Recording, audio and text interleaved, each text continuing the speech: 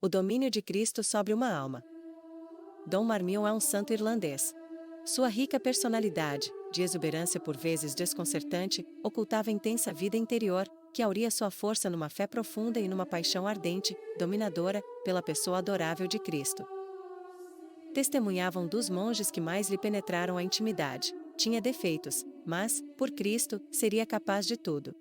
A curva ascendente da vida de Dom Marmion resume-se no domínio progressivo, e cada vez mais total, de sua alma por Cristo, fé irlandesa.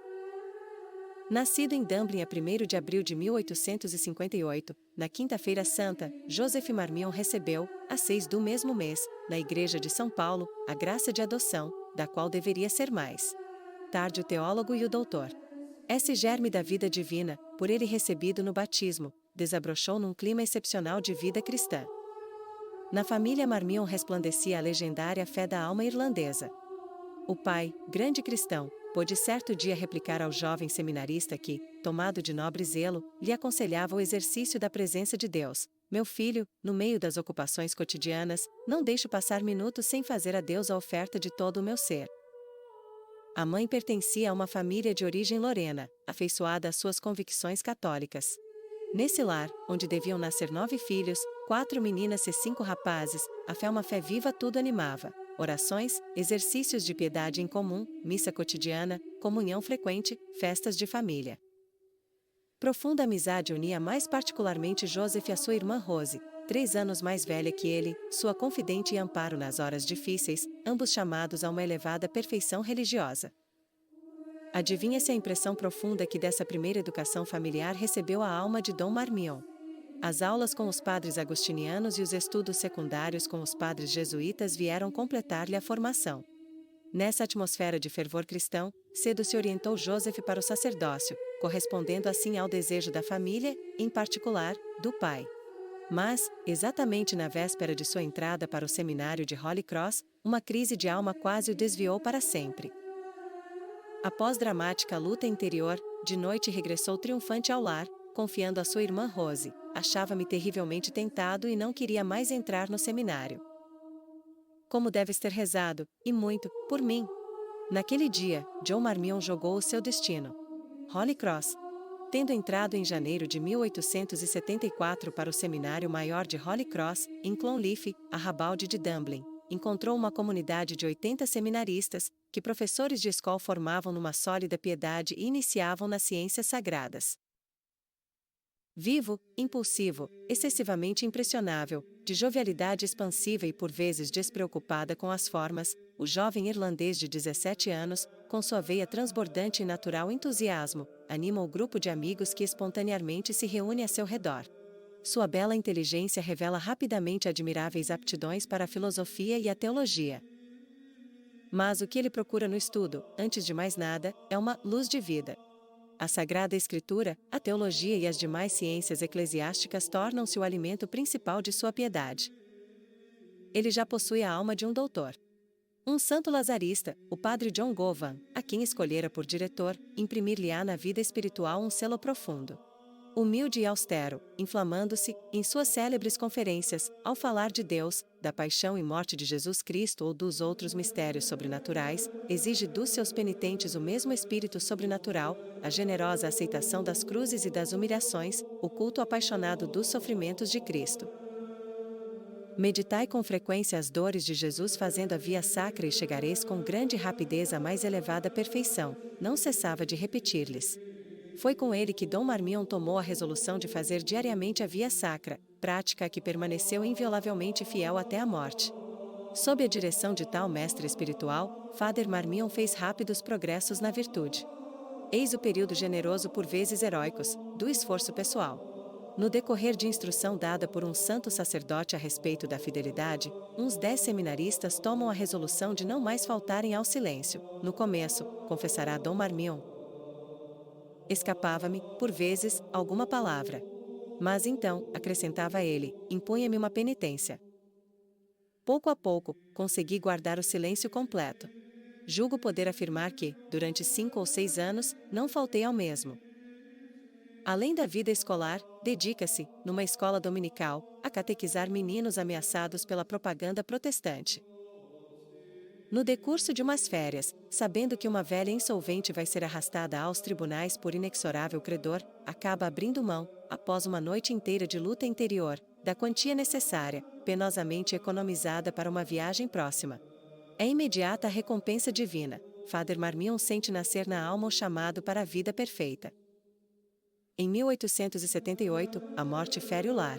Morre-lhe o pai, depois de ter a alegria de ver 3 filhas se consagrarem a Deus, mas sem a consolação de contemplar o filho sacerdote subindo os degraus do altar. A aprovação sucede insigne favor, de ordem mística, que lhe deixará na alma indelével impressão. Um dia, quando estava para entrar na sala de estudo, foi subitamente tomado, por uma luz sobre a infinidade de Deus. Pareceu-lhe tocar o inexprimível esplendor de Deus e entrever a imensidade do seu ser, isso durou um instante apenas. Experimentou logo a imperiosa necessidade de abismar-se na adoração da majestade divina. Nele os toques místicos da graça assumirão frequentemente esse caráter de luz súbita, deslumbrante, que termina em uma atitude de fé e adoração. Roma. Suas aptidões intelectuais o designavam como elemento de escola, cheio de futuro. Monsenhor Maccabe enviou-o ao Colégio Irlandês de Roma para ali terminar o ciclo dos seus estudos teológicos. O clérigo Marmion sentiu-se maravilhado. Estar em Roma, mesmo sem estudar, escreverá ele mais tarde, é uma verdadeira educação do coração e da alma. Não que menosprezasse o estudo, pois ali se mostrou aluno brilhantíssimo, mas foi toda a sua alma cristã que encontrou em Roma o desabrochamento. Dom Marmion poderá afirmar: lembro-me sempre de Roma como de uma das épocas mais felizes da minha vida. O que o atraía, antes de tudo, era a Basílica de São Pedro, centro da unidade católica, inquimitas. Por toda a vida, o seu senso cristão será redobrado por um senso romano, que instintivamente o impelirá a voltar-se para o Papa como regra infalível da sua fé.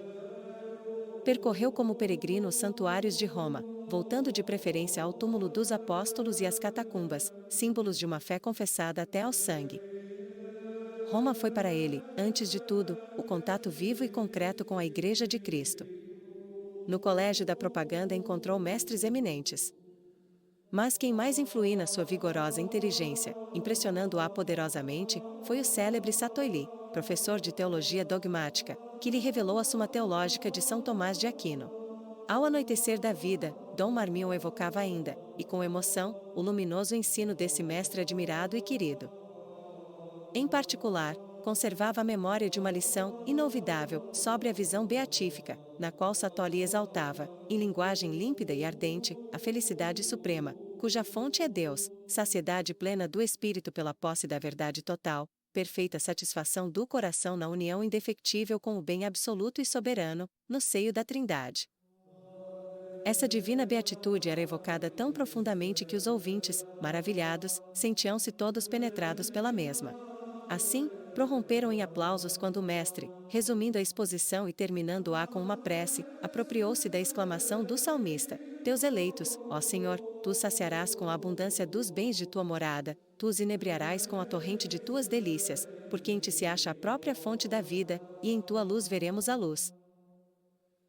No fim do ano letivo de 1881, Father Marmion terminava os seus estudos em Roma, sendo o primeiro da classe, com medalha de ouro.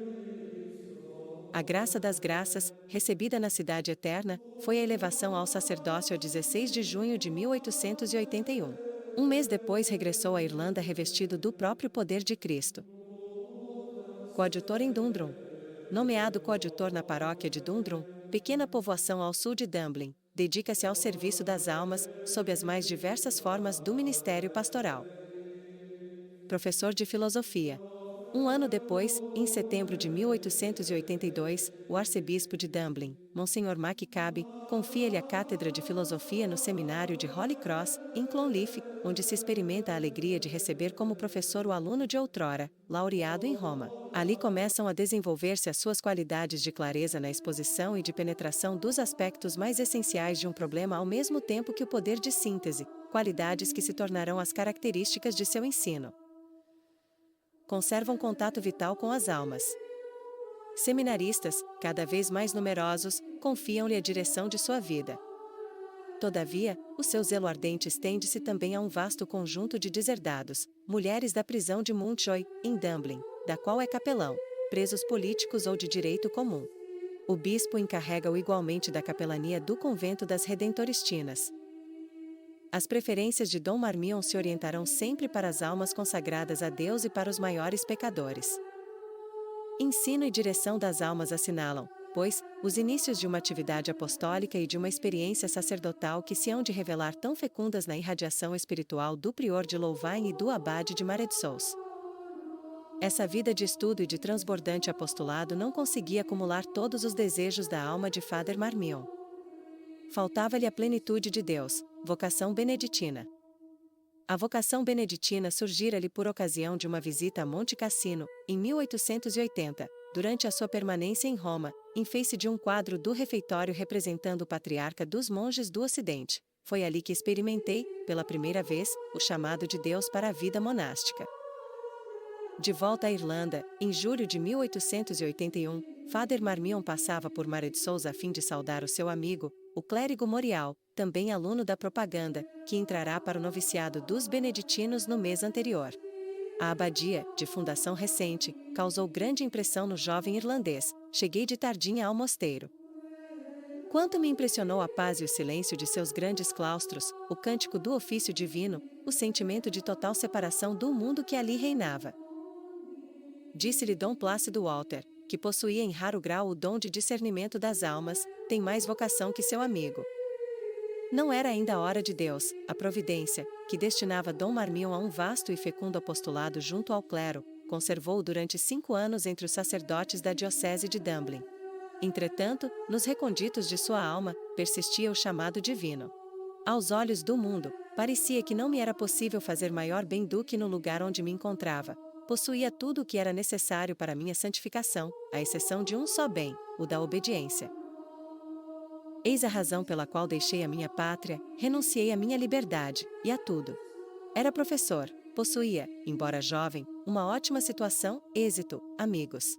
Eu me fiz monge para obedecer. Deus me revelou a beleza e a grandeza da obediência.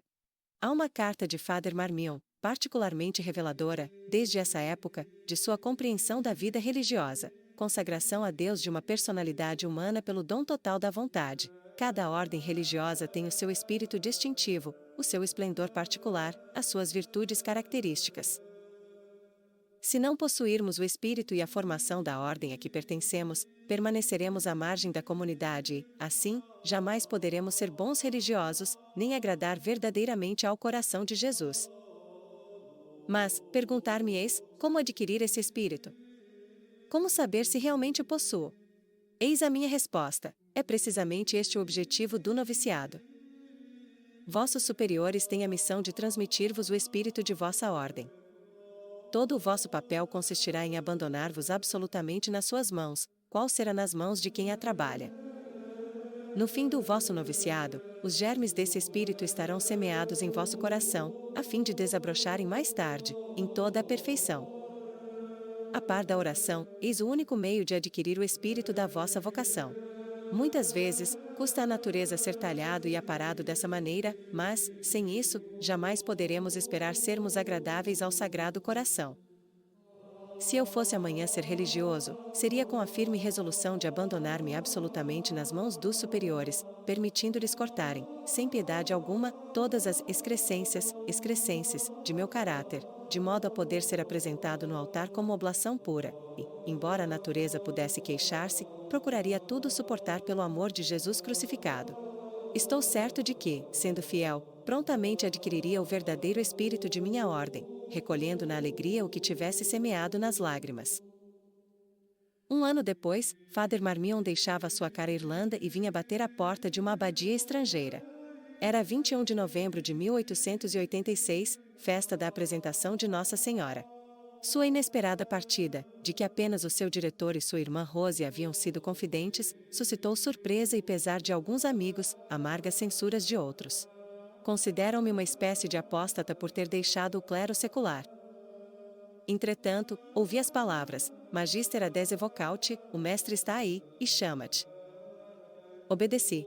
Esperavam muitos que ele não pudesse suportar a vida claustral se pressagiavam-lhe um próximo regresso. Ele, porém, não voltou. Transpondo a porta do mosteiro, sua vontade estava decidida a aceitar os maiores sacrifícios para obedecer a Deus. Father Marmion era da têmpera dos santos que não recuam. Tudo perdi para ganhar a Cristo. Noviciado.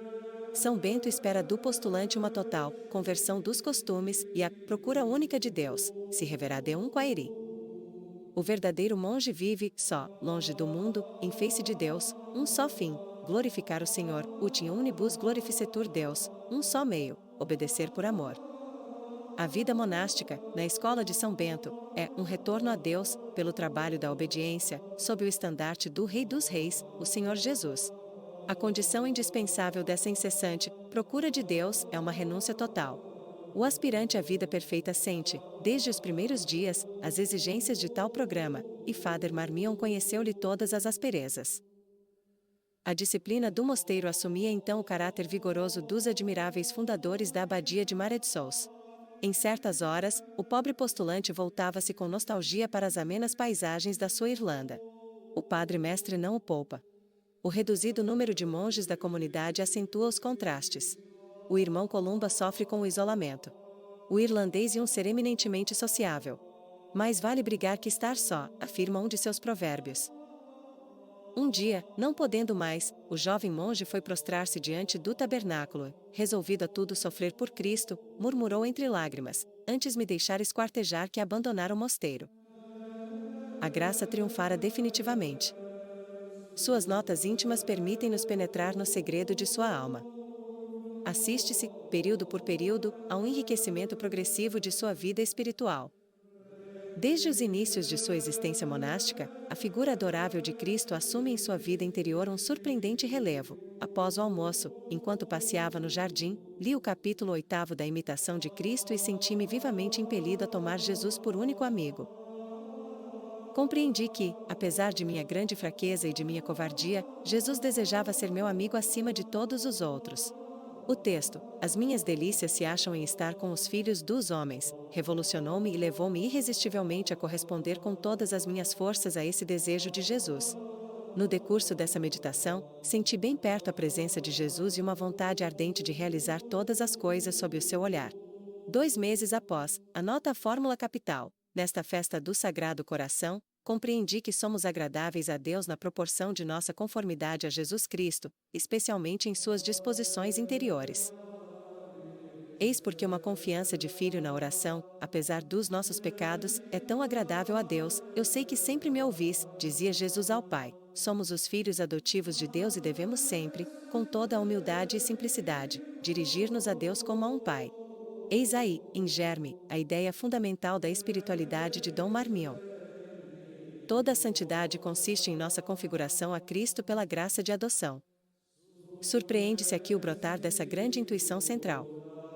Uma bela passagem de Monsenhor Gay traz-lhe grandes luzes sobre a maneira de orar em nome de Jesus Cristo, e ele a copia integralmente, acrescentando em suas notas: acho que os capítulos de Monsenhor Gay sobre a esperança e a confiança estão repletos de luzes e de unção.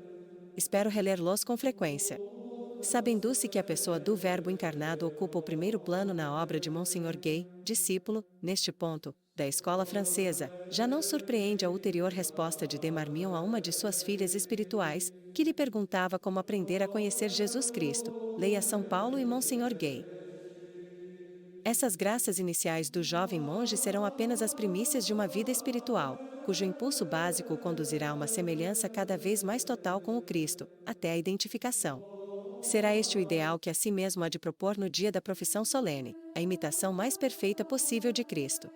Ao contato da vida beneditina, descobre o irmão Columba as riquezas da liturgia. Não é ainda a concepção pessoal, tão elevada, de uma atitude de alma que se une ao cântico do Verbo.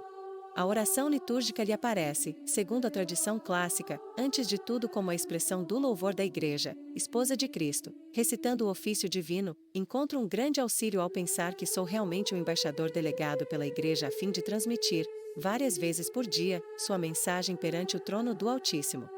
Essa homenagem deve ser apresentada com os termos e o cerimonial prescritos pela Igreja. O que o impressiona, na liturgia, é mais ainda o seu ofício de louvor que o seu poder de súplica. Não é o louvor a mais elevada forma da oração. E quão agradável é a Deus! por si mesmo, poderia bastar, substitui todas as outras formas da oração. Anota ele, por ocasião da festa da Santíssima Trindade, em 1888, rezando o Glória Patri experimento grande devoção em unir-me à adorável Trindade no hino eterno de louvor que ela incessantemente dirige a si mesma com infinito amor, em união com toda a corte celeste. Não é que o irmão Columba menospreze a oração de súplica. Uma das suas atitudes de alma escolhida consiste em interceder, a título de membro do corpo místico de Cristo. Quando sobe ao altar, comprai-se em colocar espiritualmente sob o seu olhar o mundo inteiro, com as suas misérias, os seus sofrimentos, os seus pecados. Ora, o louvor e a súplica da Igreja somente por Cristo têm valor. Como poderia esquecer um Dom Marmion? Não era movimento essencial de sua alma ou de tudo realizar em Jesus Cristo? A hora da oração, e principalmente durante o ofício divino, acho grande conforto em unir-me a Jesus, chefe da Igreja e advogado junto ao Pai, exercendo o seu eterno sacerdócio de pé, no céu, diante do trono da adorável Trindade, e apresentando-lhe suas chagas sagradas.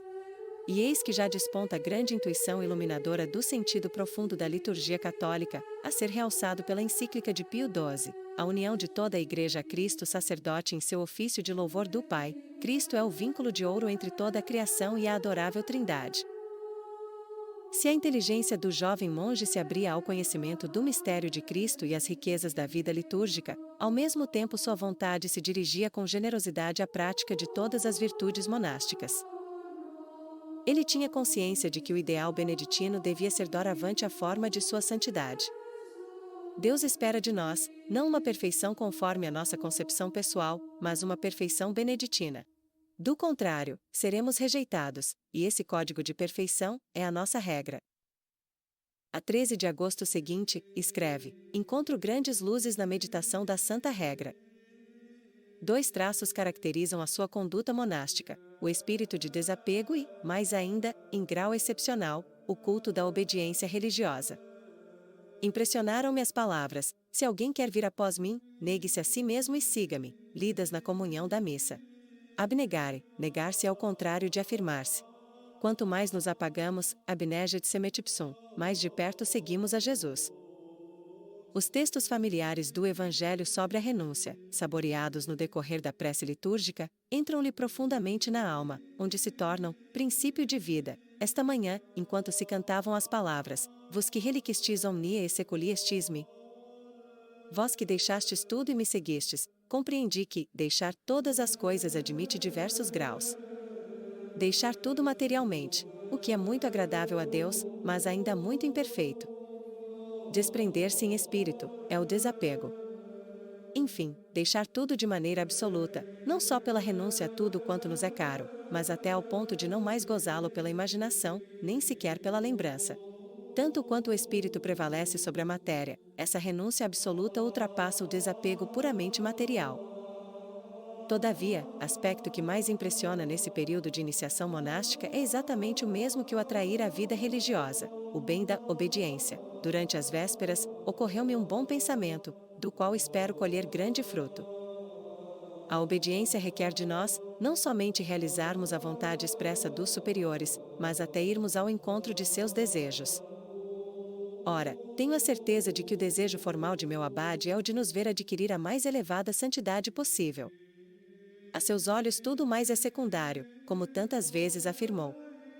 Por conseguinte, quanto mais generoso eu for em meu impulso para a santidade, maior será a minha obediência. Assim, posso fazer de minha vida um ato contínuo de obediência, por isso mesmo, progredir a cada instante no fervor. Sobre esse ponto capital, Deus o ilumina evidentemente, sua graça pessoal será sempre a de ir a Deus pelo caminho da obediência. Recebi a luz de compreender que, para um beneditino, a obediência é tudo. Mortificação, longas orações, missa, podem tornar-se impossíveis e produzirem muito pouco ou nenhum fruto. A obediência perfeita a tudo substitui. Grande é a paz que experimento em considerar as coisas sob esse aspecto. As luzes divinas o orientam sempre no mesmo sentido. Dia seguinte ao Natal de 1888. Impressionou-me seriamente o capítulo da regra: se impossibilia in jungantur, se vos ordenam o impossível, considerado a luz da vida de Cristo. A obediência é o mais sublime ato de adoração que o homem possa oferecer a Deus, foi o segredo da própria existência do Cristo. Todos os males que têm afligido a humanidade, destruído a obra de Deus e povoado o inferno, provieram de um ato de desobediência. Todas as graças que Jesus Cristo nos alcançou, são devidas à sua obediência. Está escrito de mim, no início do livro, que faça a vossa vontade. Sim, meu Deus, quero cumprir essa vontade, e a vossa lei está gravada no centro do meu coração. Os 30 anos da vida de Jesus em Nazaré resumem-se na palavra: era-lhe submisso. E todo o mistério de sua santa paixão encerra-se na atitude: Pai, a tua vontade e não a minha. Assim, cada manhã, ao toque do sino, pensarei nas palavras de Jesus, deixando o seio do Pai e dizendo-lhe: Et venio, eis que venho para fazer a tua vontade. Seja esta a chave do meu dia. A obediência religiosa de Dom Columba auria seu motivo sobrenatural na virtude de fé animadora de toda a sua vida. O abade será para nós o Cristo na justa medida de nossa fé. É esta que nolo mostrará, ocupando o lugar de Cristo, no mosteiro. Quão belo seria possuir o Cristo entre nós, como os apóstolos, e recorrer a Ele em todas as nossas dificuldades. Profissão solene. A alma de Dom Columba avançava rapidamente no caminho da perfeição. A profissão simples marcou uma primeira etapa. Mas, na vida do monge, a profissão solene constitui o ato supremo, decisivo, que empenha a sua existência de homem até a morte. De Marmion compreendeu-lhe toda a importância e grandeza. Preparou-se fervorosamente para esse dom total, irrevogável. Suas notas íntimas nos conservaram, em precioso documento, o segredo de sua alma. 9 de fevereiro de 1891, véspera de minha profissão solene. Acho-me cheio de gratidão para com Deus por suas admiráveis misericórdias em meu favor. No domingo passado, 50ª, celebrei a Santa Missa em ação de graças por todos os benefícios de Deus, em expiação dos meus pecados, e também para alcançar que meu sacrifício seja total e agradável ao Senhor. Fiz uma boa confissão, após muitos atos de contrição, e sinto agora que Deus me fará misericórdia. Grande paz. Um só pensamento domina agora meu espírito: a profissão solene é um holocausto, uma total doação de si mesmo a Deus e a mais perfeita imitação de Cristo. No dia da purificação, no templo, Jesus se ofereceu ao Pai sem reserva, e, a partir dessa oblação por assim dizer oficial, ele realizava, a cada instante de sua vida, o que agradava a seu Pai, até que, na cruz, pronunciasse o consumatum est. Tomei a firme resolução de imitar essa perfeita oblação de Jesus, transformando a minha profissão solene em holocausto de fé, de esperança e de amor. Fé. Neste dia da minha profissão, entre as mãos de Deus, renuncio a todos os direitos sobre mim mesmo, convencido, numa firme adesão de minha fé, de que, se lhe abandonar, da minha parte, tudo quanto sou e tudo quanto possuo, Deus, em retribuição, saberá inspirar a meus superiores conduzirem-me em todas as coisas pelo caminho mais conforme a seu beneplácito. Sinto que esse total abandono é muito agradável a Deus e muito o glorifica. Honra-lhe a fidelidade, a bondade, e constitui um ato heróico de fé.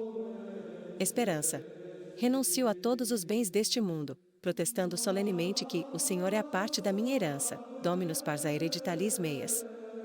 É também um ato heróico de esperança, porque tudo espero que Deus, cegamente, renunciando ao poder de me dirigir a mim mesmo e de escolher o meu futuro.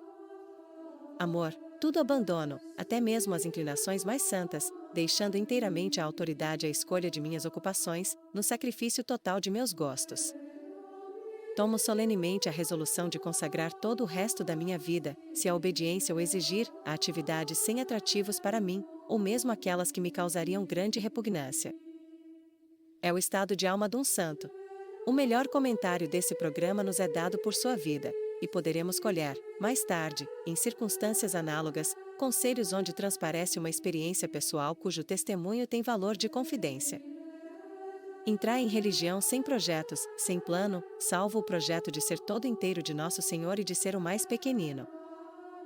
O mais submisso dos religiosos em relação àqueles que Deus se digna utilizar para representá-lo. Sereis bom religioso na medida de vossa submissão e de vossa obediência. Nunca vos esqueçais de que, entrando em religião, e sobretudo no dia de vossa profissão, um contrato implícito se estabelece entre Deus e vós. Deus se compromete a conduzir-vos a seu amor perfeito por meio daqueles que o representam, e é bastante sábio e bastante poderoso para cumprir a sua parte do contrato, quaisquer que sejam aqueles que o representam. Quanto a vós, só uma coisa empreendereis: deixar que os superiores vos guiem. Por vezes, para experimentar a vossa fé e a vossa fidelidade, ele permitirá que os superiores vos ordenem o que poderia parecer contrário à vossa santificação. Mas, se tiverdes fé, tudo concorrerá, em última análise, para o vosso bem, omnia cooperantur in bonum. A santa profissão contém em germe toda a santidade religiosa e, para alcançar a perfeição nessa vocação sublime, não há necessidade de buscar fora dessa graça capital. Uma profissão religiosa, fielmente observada, conduz infalivelmente à santidade. Esse ideal sublime, entrevisto no dia da profissão, não lhe restará como pura concepção do espírito. Tornar-se-á a fórmula de vida, realizada entre ocupações cotidianas, muitas vezes contraditórias, a que só a obediência imprimirá o cunho da unidade. Ocupações monásticas. Será utilizado, primeiro, como chefe de disciplina no Colégio de Marais de Sous, durante o ano letivo de 1891 a 1892. Todavia, o acento irlandês, a jovialidade e os inevitáveis, quiproquós que surgiam ao repreender em língua francesa, estavam longe de favorecer a manutenção da disciplina. Esse primeiro contato foi um desastre. Ao contrário, nas lições de filosofia aos jovens de Sclay, revelou-se um mestre. Os alunos fizeram entusiástico elogio do explicador e, logo após, foram-lhe confiados os cursos regulares dos jovens monges. Essa decisão da autoridade o recolocava no seu elemento e inaugurava sua carreira de professor, em que será exímio. Em período de fundação, é inevitável o acúmulo de encargos. Comecei hoje o curso de filosofia e inaugurarei esta noite o de teologia. Mas não sei se me será possível, com as aulas no colégio e as outras ocupações, continuar esses cursos de maneira satisfatória. Todavia, quero experimentar. Esperavam-no outros trabalhos. Durante os 8 anos que precederam sua partida para Louvain, ele se desincumbirá, e, com rara perfeição, das funções de segundo cerimoniário, onde o seu amor pela liturgia e compreensão profunda dos ritos aurirão maravilhoso alimento para a vida contemplativa. Ao contato dos símbolos sagrados, sua alma sente a Deus, a liturgia permanecerá uma das grandes fontes de luz da sua vida interior. O encargo de zelador recolocou, durante 4 anos, de 1895 a 1899, entre a juventude monástica do noviciado, onde tornava a encontrar um assustador padre-mestre, cujas ordens deveria agora fazer executar. A jovialidade de Dom Columba contrastava com a rude figura ascética de Dom Bento. Sua alegria comunicativa desafogava os espíritos e sua fé ardente auxiliava as almas a se elevarem até Deus. Tendo alcançado pleno êxito nessa difícil tarefa, podia ele escrever ao abade Primaz Hildebrando: então em Roma, o padre-mestre e eu vivemos na mais estreita união, e é muito notável o espírito de caridade e de santa alegria que reina no noviciado. Em junho de 1895, reviu a Irlanda, por motivo da celebração do centenário de Mainotre, um dos maiores, se não o maior dos seminários da cristandade. Foi em Mainotre que de Marmion encontrou Monsenhor Mercier, que representava a Universidade de Louvain. Pode imaginar-se a profunda alegria de Dom Columba nesse retorno à terra natal, embora não mais encontrasse no lar semblantes caríssimos, já desaparecidos. Além das ocupações monásticas, Dom Marmion foi chamado, em diversas circunstâncias, a desenvolver seu zelo fora do mosteiro, nas paróquias circunvizinhas e, em breve, noutras cidades dos arredores. Sua estreia no ministério pastoral não deixa de ser pitoresca. Um pároco vizinho, inesperadamente privado do pregador à véspera de grande solenidade, foi pedir socorro aos beneditinos. O superior, desolado, disse-lhe que não dispunha de ninguém, à exceção de um jovem monge da Irlanda, que falava imperfeitamente o francês. Aceito mesmo assim. E levou consigo Dom Columba. 3 dias depois, acompanhava-o à abadia, declarando: nunca tive em minha paróquia tão bom pregador. E o padre irlandês começou a ser disputado por todos os párocos. Extremamente variado foi o ministério de Dom Marmion, fiéis de paróquias, rapazes e moças de diversos colégios, círculos operários da região de Charleroi, retiros sacerdotais em Dinant. Foi aí que inaugurou, com reuniões mensais, o apostolado junto aos sacerdotes, que se tornou uma das formas mais características da sua irradiação espiritual. Vida profunda. É nas profundezas da alma que sempre se deve procurar o segredo da surpreendente fecundidade de uma existência de santo. Os grandes servos de Deus têm de pagar com o próprio sangue o seu poder de resgate. Tal é a lei de toda redenção. Brilhante revelação desse fato é a influência apostólica de Dom Marmion. Por toda a vida, ele permanecerá um ser tentado, hipersensível, com horas de abatimento e, por vezes, momentos de depressão bem desconcertantes. A graça nem sempre conseguirá dominar os primeiros impulsos de sua natureza, excessivamente impressionável. Por que escandalizar-se? As fraquezas dos santos são para nós um ensinamento e um precioso conforto. As notas íntimas apresentam, com grande sinceridade, o testemunho das lutas cotidianas de sua natureza para elevar-se até a santidade heroica. Numerosas confidências assinalam as fases dessa ascensão. Festa de São Plácido, 5 de outubro de 1887. Aridez, tentações, aborrecimento. 1888. Hoje, segunda-feira, sofro de um estado nervoso e de grande esgotamento. Ausência de devoção sensível, pouquíssima luz, frequentes tentações. Deu graças. Pentecostes de 1888. Fatigadíssimo, muito tentado mas resignado. Natal de 1888. Árido e tentado. Deu graças. Poder-se-iam multiplicar as citações. Interiormente iluminado pelo Espírito Santo, Dom Marmion compreendia o sentido purificador desse sofrimento. 17 de fevereiro de 1895. Estive doente por vários meses. Além das dores físicas, da insônia, etc. Fui seriamente atormentado e perturbado em meu espírito. Por vezes, parecia-me estar inteiramente abandonado por Deus, mas, na festa de São Escolástica, aniversário de minha profissão, dissiparam-se as nuvens e compreendi que essas provas e tentações haviam operado grande bem na minha alma. Em particular, aprendi o que é servir a Deus na fé pura. Os que não passaram por isso não podem saber o que é crer e esperar em Deus exclusivamente na fé.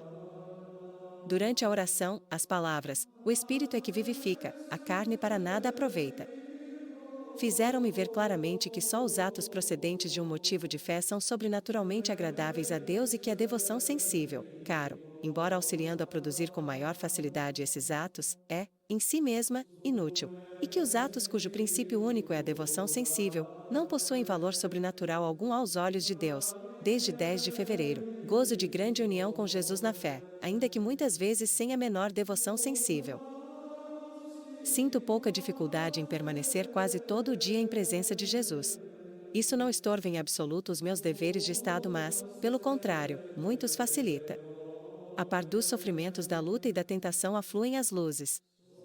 Luzes sobre a sua possibilidade de atingir a mais elevada santidade pelo caminho do amor, sem passar obrigatoriamente por austeridades extraordinárias, acima de suas forças.